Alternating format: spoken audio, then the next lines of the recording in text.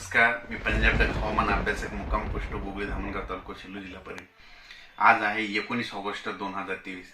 आपण मागच्या 2-3 अंदाजामध्ये सांगितलं होते की राज्यामध्ये 18 ऑगस्टला पाऊस सुरू झाला. कालपासून सगळीकडे सुरू झाला, पण आज 19ला तर आणखीन जास्त वाढला. पण आजपासून परत एकदा सतर्क राहण्यासाठी खास करून अंदाज येत आहे. राज्यामध्ये सांगायचं झालं तर आज 19 ऑगस्टला म्हणजे आज राज्यभर सगळीकडेच पाऊस पडणार आहे म्हणून हे अंदाज लक्षात घ्यायचा. म्हणजे सर्व शेतकऱ्याला सांगायचं झालं तर आज म्हणजे 19 ऑगस्ट पासून ते 26 ऑगस्ट पर्यंत प्रत्येक गावामध्ये जवळपास 3 दिवस पाऊस पडणार आहे. म्हणजे 3दा पाऊस येऊन जाणार आहे. म्हणजे 26 तारखेपर्यंत प्रत्येक गाव, जर कोणतं एखादं गाव धरलं, उदाहरणार्थ आमचं धरू समजा शेलू तालुका, तर या शेलूला मध्ये 3दा पाऊस या 26 तारखेपर्यंत येऊन जाणार आहे. तसं सगळ्या राज्यातील सगळ्या गावामध्ये असंच होणार आहे म्हणून हे अंदाज लागायचा.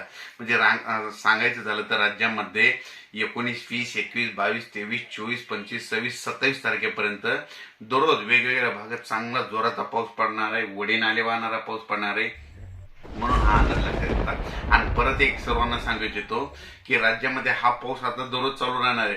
पण 23 ऑगस्ट, 24, 25, 26 ऑगस्ट दरम्यान काही भागामध्ये अतिवृष्टी देखील होणार आहे, मुसळधार पाऊस पडणार आहे. आणि त्या पावसामुळे काय होणार आहे, राज्यातील धरणाला देखील पाणी येणार आहे.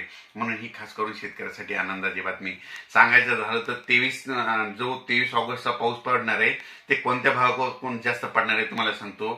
नागपूर, वर्धा, भंडारा, गोंदिया, त्याच्यानंतर अमरावती, अकोला, वाशिम, हिंगोली, त्याच्यानंतर बुलढाणा, त्याच्यानंतर परभणी, त्याच्यानंतर जालना, जळगाव, संभाजीनगर, नगर जिल्हा, त्याच्यानंतर नाशिक, अंदरसूर, त्याच्यानंतर लासलगाव, पुन्हा इगतपुरी, नाशिकचे जवळपास संपूर्ण तालुके म्हणजे उत्तर महाराष्ट्रात सगळीकडे जोराचाच पाऊस पडणार आहे.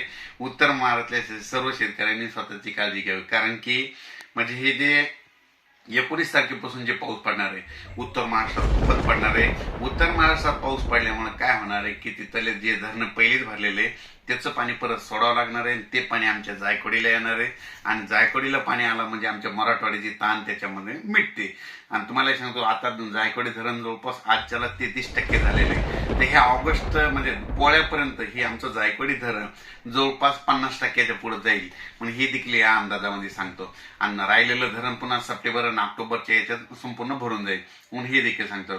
पण राज्यात एकंदरीत परिस्थिती बघितली तर आता तुम्हाला सांगतो, जिल्ह्यावर सांगतो. म्हणजे आज 19 तारखेला सांगायचं झालं तर नागपूर, वर्धा, भंडारा, गोंदिया, चंद्रपूर, अमरावती, त्याच्यानंतर यवतमाळ, नांदेड, हिंगोली, परभणी, वाशिम, अकोला, अमरावती, त्याच्यानंतर बुलढाणा, परभणी, त्याच्यानंतर लातूर, उस्मानाबाद, सोलापूर, सातारा, सांगली, कोल्हापूर, कोकणपट्टी, नगर जिल्हा, त्याच्यानंतर संभाजीनगर, जळगाव, धुळे, नंदुरबार, नाशिक, इगतपुरी, अंदरसूल, त्याच्यानंतर शिर्डी, कोपरगाव, वैजापूर, फुलंब्री, कन्नड ह्या भागामध्ये कन्नड या सगळीकडे म्हणजे सांगायचं तर मुंबई, पुणे सगळ्यात जास्त पाऊस मुंबई, पुणे, त्याच्यानंतर उत्तर महाराष्ट्रात देखील पडणार.